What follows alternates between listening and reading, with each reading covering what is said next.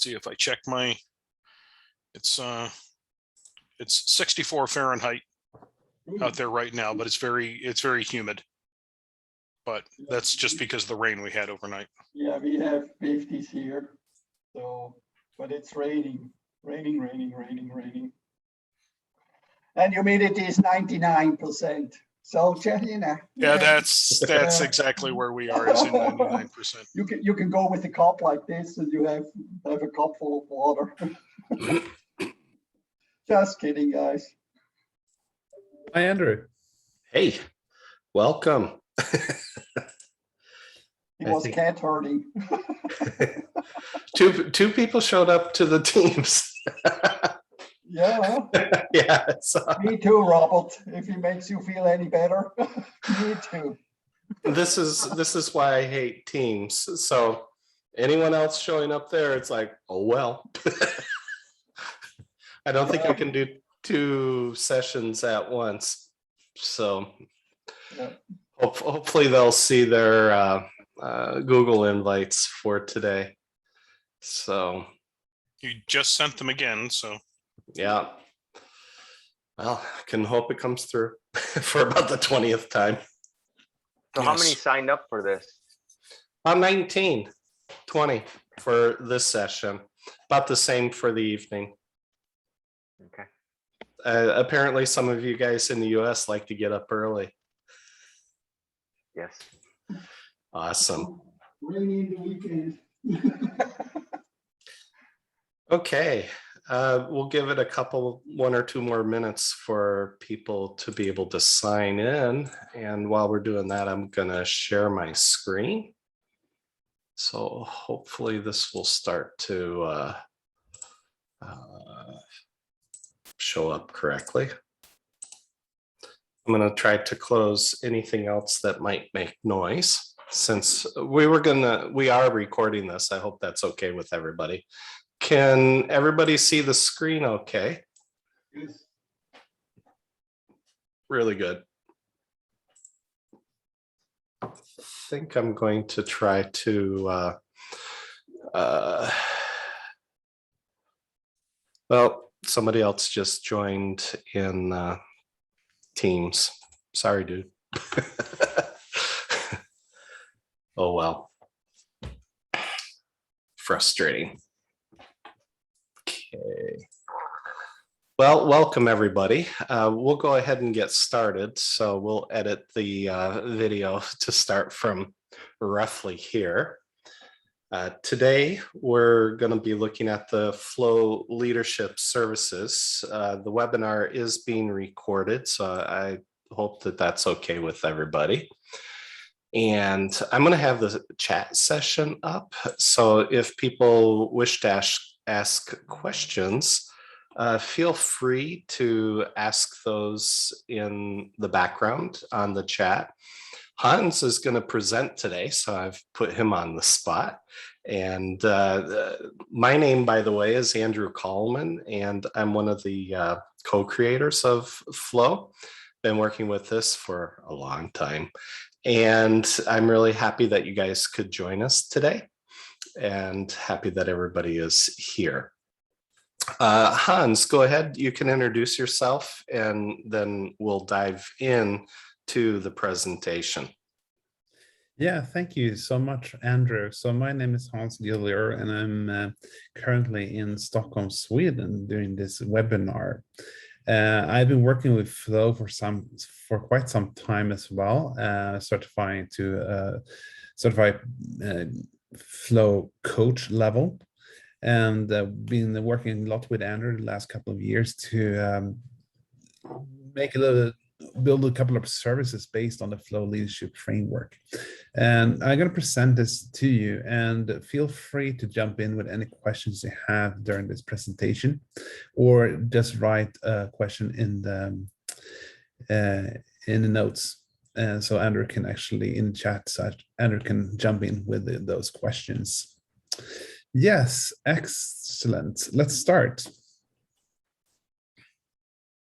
So, Flow Leadership Framework. This is actually a very versatile framework that was developed roughly around 50 years ago, and was based on a quite extensive academic research on how to increase performance of teams and enable change. And based on that research, there's been a lot of hands-on experience and hands-on projects that help a number of organizations to increase the performance of the teams and organizations. It is quite easy to explain in a nutshell on a napkin, for example, that it's actually about helping explaining for leaders and employees how to manage complex organization and make it simpler and more dynamic. And it's also built around 18 different principles that leads the leadership framework to high performance, showing the organization and operations from different angles and different perspectives, both on sort of vertical axis, showing the difference between the different hierarchical levels, for example, how we speak in our focuses, but also on vertical, horizontal levels to show how units collaborate and how they interact in a good way. And all the purpose is actually to increase the value creation of the organization and the flow of value through it. These two, the 18 tiles can actually be summarized in the middle diagram with a number of services that can be used for actually boosting performance in the organization and getting it to work. And depending on the situation and the starting point, there are different approaches and starting points to how this actually will work. But it actually helps scale, transform, and guide the entire organization in the right direction and make it more effective and efficient in what it's doing. What we can say, just some basic facts about flow, is that when we have seen when we studied a number of case studies, we see that the average performance increases around 300%. And that is quite a remarkable figure. And that shows that the flow has a powerful and dynamic approach and tools that help organizations really to pinpoint the problem and eliminate the friction and problem that is visible in the organization. Today, there are approximately thousands of professional trained and certified in flow and used in the daily work. So why is this important and why is this interesting? What we see when we look at the world and the organizations and companies that we work with, we see that the majority of these organizations run their business with high level of friction. Approximately 50 to 70% of friction in the organization, which makes it very difficult for these organizations to actually drive change and transformation. It makes it very difficult for them to actually perform and meet their business ambitions, but also collaborate across borders within the organization, both horizontally and vertically. So the business challenge that we try to approach here is really how to minimize the friction in organization to enable transformation. And that is something that many companies are struggling with for years to actually do. And trying to find frameworks to do that in a better way, for example, say for agile or whatever, but it still comes down to the human interaction and the human perspective or dimension of change. So what we want to do, and what we see successful companies are doing that we're going to look at later, is actually to identify, control, and eliminate friction continuously in the organization. Not only doing it once, but doing it maybe on a quarterly basis, identifying the main frictions and eliminating it. And the question we often get is, where do we start? How do we get this to work? Are there good examples? And this is exactly what we're going to talk about in this webinar.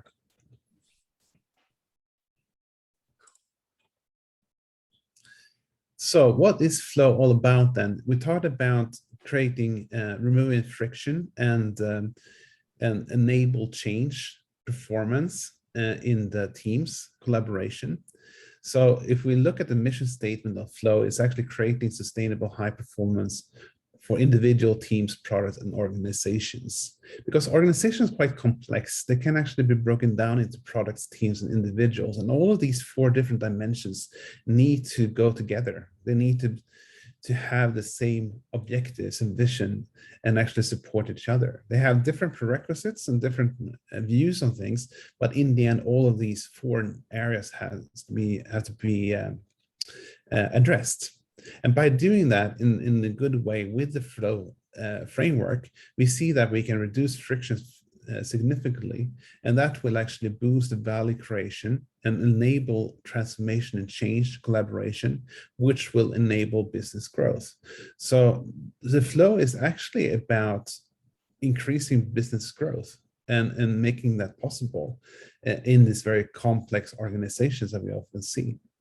This is actually done by 3 different areas, by mentoring CXOs to create the right vision and culture in the organization, aligning people, making people awesome in everything they do, but also training, that we train them in how to deliver things, getting the right focus, understanding how organizations actually work from the inside, and also for coaching, for products, to have the right engagement, having the right services, analysis tools to get the right results.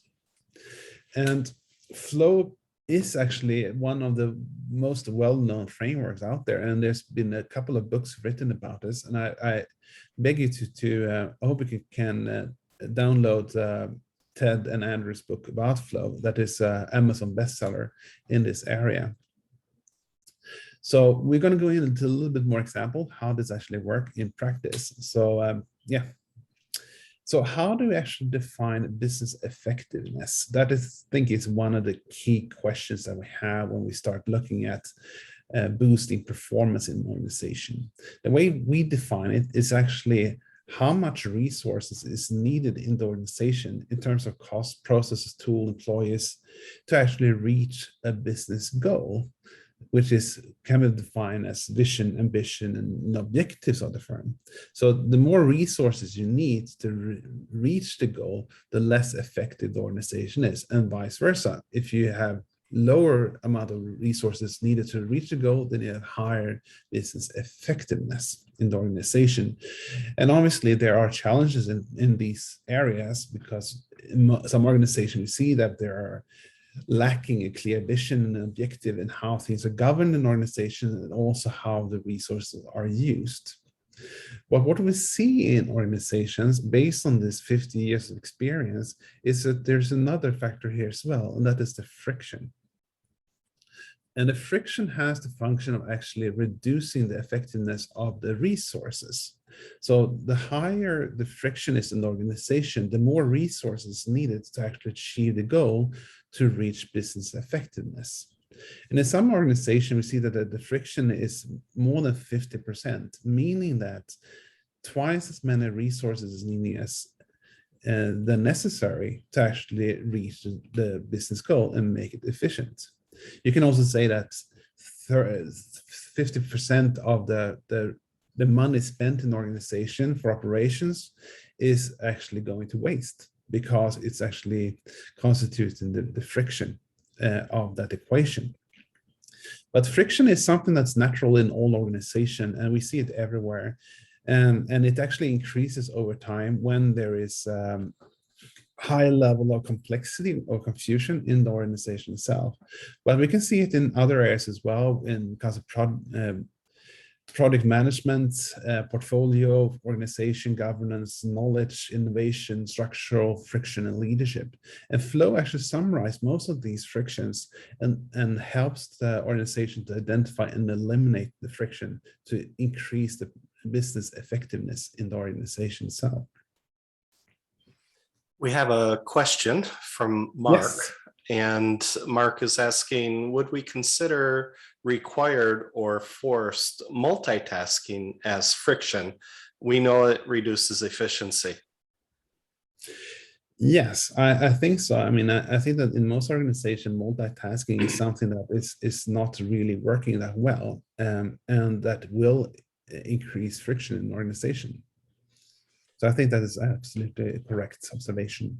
Yeah, that's a good question, Mark, and I agree with what Hans just shared. And I would even go one step further. It's like we've worked with customers where they cut people up into very small slices. By the time you're out to 4 or 5 different assignments that a person's working on, they're so sliced up that it's gridlock for everything. And so it's sort of a reverse exponential curve. I don't know which way to draw it in the air. It's a reverse exponential curve that we're dealing with, where if you cut a person's time in half, you don't get 50% each for each project. It's maybe 40% each. And it gets worse as you go. If you cut them into 3, you don't get 33%, you get about 16. And if you cut them into 4, you don't get 25, you maybe get 10. And so it just keeps getting worse. And so that's why if you're out to 4 or 5 assignments for an individual, you're at a high risk for a high level of individual friction. And that's why Agile theory, at least, tries to get people focused on a single effort, which frees up the 100%, which is really 82%. So, yeah. Yeah. Yeah, exactly. Multitasking is truly a myth, is what Mark is sharing here. So cool. Awesome. Next slide.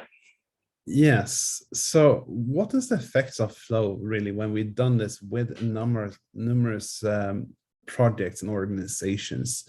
This is obviously based on 50 years of practical experience, and we're trying to quantify each of the projects to see how much effort or efficiency or effectiveness performance that was delivered by flow by using this formula and the tools. And here we see an interesting graph. So on the bottom level, we see how much flow or maturity of flow that was inducted into the organization. We can also say that this is actually the reduction of friction in the organization as well. So when companies have a plus 60% increase in flow maturity, that can also mean that there's a substantial reduction of friction in the organization itself that been eliminated by using the flow framework. And we see that there's a really interesting correlation between the flow maturity that we can calculate and boost, and also the business performance. So we see a number of companies that have used the flow framework and increased it by 40 to 60% and gain absolutely fantastic business performance in there. We can, for example, see ZF here in their DevOps IT organizations, where they actually improve performance by almost 400% by using the flow methodology and in 2 of their teams. But we also can see an AI company and our Nature Publishing Group, Skanska and Ericsson here as well, doing absolutely fantastic improvements in performance by improving the flow maturity. What we need to understand here that these are not simple companies that we work with. These are absolutely very, very complex. They are multi-projects, multi-layered and matrix organizations that have substantial problems and challenges when it comes to governance and creating high-performing teams. And we can see here that there is a very interesting correlation of this. What we have learned also by doing this is that it's something that requires some time to do it. We can see that most of them takes almost a year to do, but the effects are phenomenal. And the idea is here that we can, with standardized tools and processes and approaches, identify and eliminate friction in teams and products. We can clarify the vision and objectives, which is one of the key problems for many organizations. And then also we coach and train to motivate leaders and teams to change, for example. And most of these companies have tried, for example, scale agile environment, implementing SAFe without any success, because the friction with will hinder them to actually do the transformation and enable change. But when we have combined the safe environment with flow, then we have seen fantastic results. So the flow leadership framework is actually a framework of 18 different principles or tiles that is based on 40, 50 years of experience in academic research. So what we have done is taken those 50 years of experience and combine that into a number of tools that we can use to quickly analyze organizations from a flow perspective. And these are the tools that we use now daily to analyze companies, to identify friction, for example, in organizations or in teams, to get the right analysis very quickly and identify areas of improvement. And based on these tools, we can also calculate the current level of flow, maturity, and level of friction in the organization.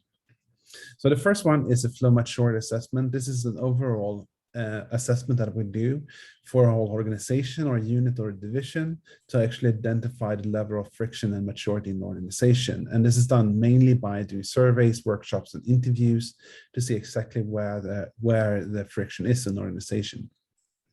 On the bottom there, we have another interesting model that we use, which is the friction flow analysis. And this is based on one of the primary principles of flow, vision plus people plus 4D equals flow. And this is something that we can use for both individuals, for units, products, and organizations to identify where they have the problems and improve performance quite substantially.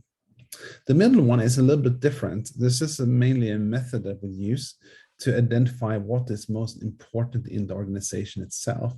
We see many organizations trying to change and do everything at once. And from the flow perspective, we think it's important to identify the one area which is important now and work with that primarily.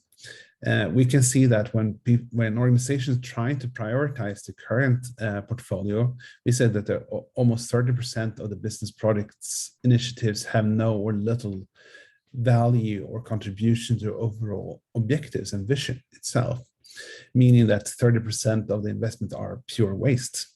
And what we're trying to do here is actually ensure that every dollar spent has the optimal effect in contributing to the strategic ambition and vision. So these are three of the tools that we use to actually kickstart flow in the organization and actually identify friction and eliminate that to get a better business performance. For the flow maturity assessment, we use surveys. We have online surveys that we use to be able to show or to gather the information and create the heat maps. And then we do workshops on both of those. And then with the Power of One, that's primarily a workshop. Yeah. We have other tools as well that we use. We have the value stream mapping, which is a very interesting framework that we can use. And that is to show how flow is distributed within the organization and where we have the most friction in the organization itself. I'll come back to that a little bit later because we're going to go through it more in detail in the presentation. We have something called the flow stress test, where we test the different scenarios in the organization to see where the friction is in those scenarios. For example, the business wants to launch a new microservice or a new product. What happens in the organization when that happens? And where are the bottlenecks, the frictions, the hinders the organization to perform in the best possible way? And also the leadership competence workshop itself, where we list 30 different competences and see actually which competences actually brings better business performance and which does not. And there is a way actually to identify what is the right leadership focus of this team or this organization and what we should try to strive for. This is really interesting as well. This is an example that from the media company that I showed a couple of slides earlier, and how we work with that organization. And so this is an organization that trying to implement Scaled Agile, and they had quite a lot of problem with their product velocity and completed approximately 58 products per year. And they had a huge backlog of products that they could not really complete. And what we did was actually do an assessment when we started to see what was the current level of flow in the organization. You can see that on the left. So there's a lot of red marks there that where it didn't work at all. And this was done obviously by surveys that we can do, but also with interviews and workshops to actually identify where are the key areas of friction in the organization. And by eliminating the friction and increasing the flow in the area, this time by 52%. See on the right there, the after picture, the after heat map, we saw that the performance could increase enormously. So they went from actually 58 deliveries per year to 125 deliveries per year with the same number of teams, and they saved over $18 million, which is quite remarkable. But this is thanks to actually reducing the friction and improving the flow in the organization itself. And this took actually a couple of years to do, but the result and the return on investment was phenomenal in this area. Yeah, a question came up in the background here, Hans, about for the surveys, how many people need to be with. The surveys are targeted at the teams and the team members. So if you've got 12 executives doing one survey, we need all 12 to participate in order to ensure a more accurate result. We shouldn't think of this as a survey of people in the thousands, but we can scale it up to do complete safe implementations with 50 teams, 100 teams, 500 teams. It really doesn't matter. And the bigger the teams and the more people and responses that you're getting back, the more accurate, of course, it's going to be. So, but basically everybody's got to be with. I just want to add here also that some of the organizations that we work with have a survey fatigue. They don't like doing surveys, and therefore we can actually use this as a template for interviews or for dialogues, which might be a little bit more attractive for some companies. That's a good point. So you can use it from the individual level up to the macro level. That's a really good point. This is an example where I showed you where we talked about the power of one, how to prioritize things. And when we prioritize, we look at it from 3 or 4 different levels. So first of all, we look at objectives, where we start with the vision of the organization itself and break that down into sub objectives or objectives itself. And what we do there is we set percentages on each of the nodes to express how important they are in relationship to each other. So the one to the right has a higher percentage than the ones to the left, meaning that that one is more important for actually reaching the vision itself. Beneath the objectives, we have challenges, and every objective there is has a challenge, otherwise it's not an objective. So what we do is that we break down the objectives into challenges, see what are the challenges that are most critical for reaching that objective. And those can be quite complex, but in this case, we started to actually dig down into the organization, see what are the key challenges here. And in the same way, we break it down with different percentages to see how the different challenges contribute or are critical to the objectives itself. And then for every challenge, there's a solution. And these are logical solutions on how to solve the challenge itself. You can see here, there's a number of solutions that are linked to the challenges. And we can also see percentages to see how well these solutions contribute or addresses the challenges itself. There's a fourth level as well, that is activities or initiatives that actually support the solutions as well. So there's actually 4 levels. In this example, we only did 3 levels. But what is interesting with this picture is that it actually calculates how much different solutions that we're looking at contributes to the overall vision itself. And here we see that there's one node or one solution that had almost a 50% contribution to the overall vision. At the same time, we have another node or a solution with only 4%. So we see here that if we want to invest our money in the best way, we should actually focus more on the one with 50% than the 4%. We get more bang for the buck. What we see in organizations is that many organizations are very good at the objective phase. We're good at setting targets and objectives of what our solution or our organization should do in the next year. And then it goes directly into activities. Who should do what to achieve this objective? The problem is that we don't emphasize the importance of the challenges and the solutions. We need to actually analyze the challenges to see where do we need to focus and what are the problems that actually achieving the objectives, and also identifying the right solution that we should support. Yeah, sorry, Hans, I was just going to give you the 15-minute signal that we have about 15 minutes left. So yeah, no problem. And this is a very interesting model that we used to actually identify the areas of priority within the organization. And this also gives the leadership team a common picture of how things actually relate and what is important in the organization itself. And by doing this, we've been saving quite a lot of money in the product portfolio and reducing the level of friction and waste in the organization itself. Yeah, and this can be used in conjunction with SAFe or whatever scaled methodology that you might be using. So this is really powerful. This is one of the main attractions of the flow services, and this is actually a model that was used in one of the greater northern banks here, when we try to understand how value was created and delivered throughout the organization, how value flowed in the organization. And what we did was actually identify a number of intersections between different units within the organization and understand what were the expectations of each unit, how was value defined and delivered. The key principle here is that each organization or each unit could either be a service provider or service receiver, or even both.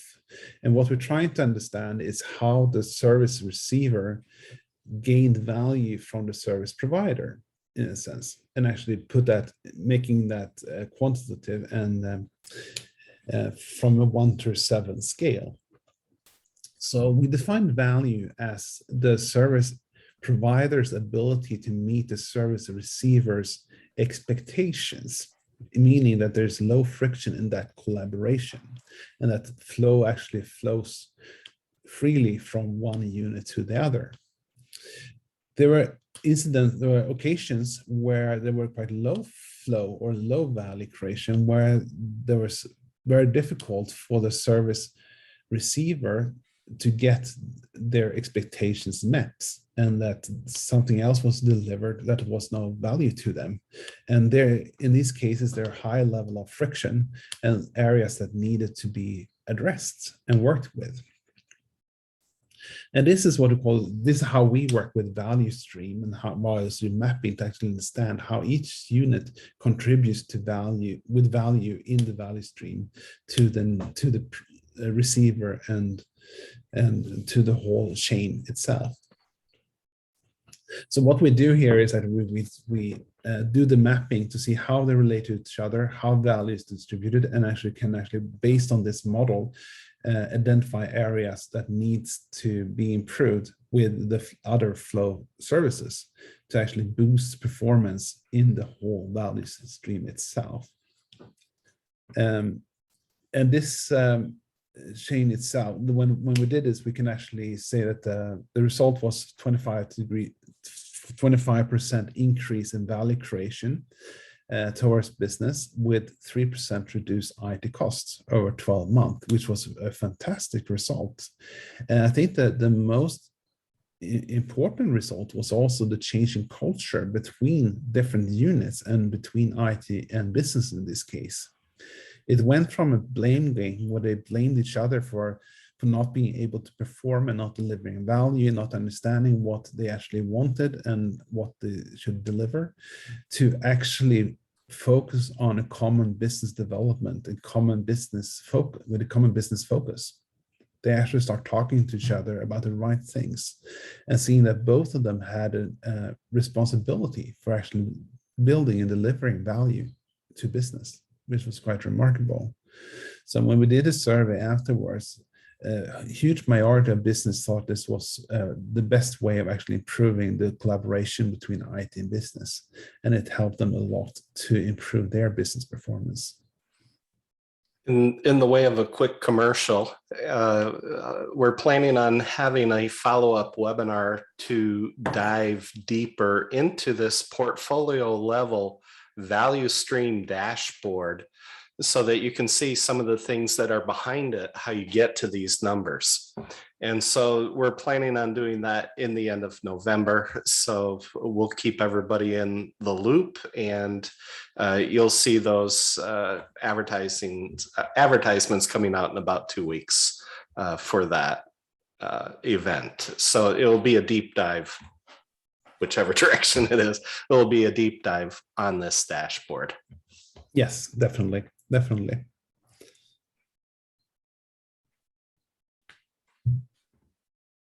Did you want me to jump in here? Yeah, please jump in. Yeah, these are the cases. These are additional cases. We didn't use the portfolio level dashboard on these cases, but I wanted to just share real quickly. Many of you got this picture, and these are mini cases. And what I wanted to focus on was the return on investment. We've made a big shift in how we're communicating the results of Flow here recently, and we're going to put it into CFO speak, I guess. And so basically what we did is we pushed every cost that we could think of into the cost for delivering the results and what the resulting payback was on that. So these numbers aren't perfect by any stretch of the imagination, but they give you the trend and the general direction where we're headed. So we know that it was easily a 500% return on investment, and that's based on the projected 24 that they were going to save. And that was for 2 programs that they had going inside of this manufacturer. For Nature Publishing Group, that was the one that was shared earlier. Again, put in all the costs for the teams, at least for the team members leading the effort, and all the teams that were with, and then what was saved. And so that ended up being over 200% there. For the AI teams, this one, by the way, was in Sweden. So for our Swedish guests today, this works in Sweden very well. Here we had a ton of cost savings that was created, about 14 million Swedish crowns. The costs for having the 2 certified trainers on staff over that time period was in this range. And the return on investment on that investment that they made, that customer made, it ended up being about a 300% increase. Yeah, if there's any typos on the slides, apologies. We may have missed it. I tried to put it into the US mode, but we might have missed something along the way. So apologies for any typos. We'll fix that before the next session tonight. Thank you. But anyways, and then the last case, this was actually Hans's case, working with a construction company, and they got a 50% reduction in planning lead time. And for anyone who's worked in construction, that's significant. So we're fast coming up on the end, and I wanted to open this up to questions before we head out for the day. You're going to be able to get a copy of this slide deck. I'll put it on my website so you can download it from there. I'll probably put it out there this weekend. I'll probably do a follow-up to everybody with links to the video and to the presentation. But these are some of the major companies with which we've worked during the last 25 plus years. And over here are some of the results. We track everything. So the CFOs should love us. And in fact, some of these savings, probably a good 25% of them, were actually audited by a Fortune 500 finance company. And so it's not, these aren't just numbers that we pulled out of the air. And we've added a guarantee. If clients are willing to participate fully in our program, and that includes the training, coaching, and mentoring that Hans shared on that slide way at the beginning. If you guys are going to go through that and do the training, the coaching, mentoring, and this includes everybody from the board to the C-level to the leadership to the teams.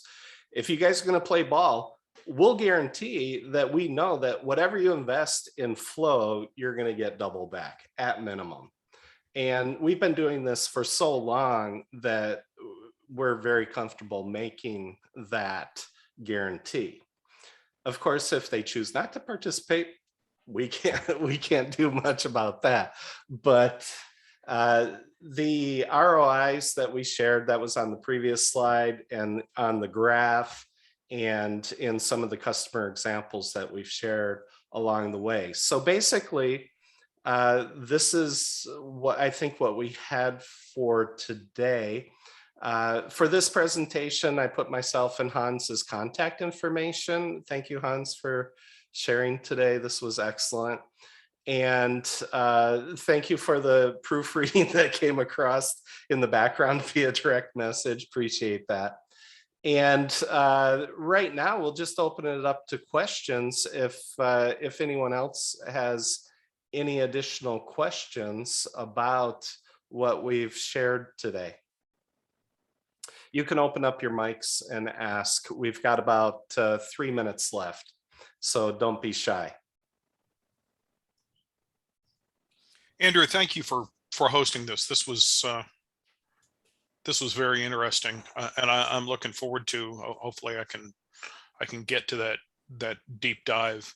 But as you know, the write-up I did for my FCC package, while we did that implementation in 2006, before you had codified any of this in the book, it was interesting to look back and see how much applicable principle we actually did in that small project, and how that really emphasized that this is completely delivery model agnostic. It can be done on anything, and you can realize some value at some level, and the bigger the effort and the more you focus on it, the more value you can actually realize, as you've seen with you and Hans have seen with some of these very large projects.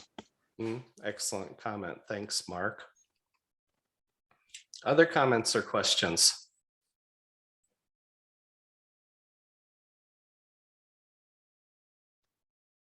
Hey, There was a Robert. question in the chat about the friction equal lean concepts of waste. I don't know if you saw that.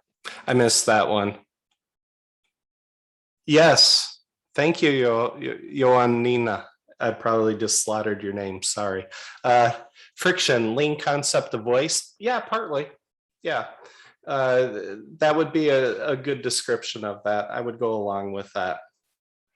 Any kind of friction is going to create waste. Go ahead, Hans. I think you're on mute. Yeah, I think that friction is the source of waste, as friction waste is a function of waste of friction.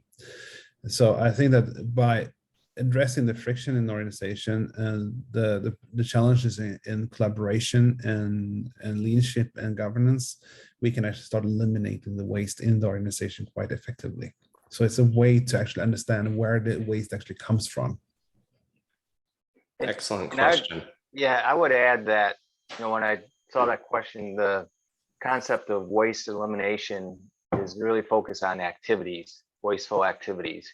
Hmm. Where friction really identifies, as you described, the waste, but the friction created within people or between people.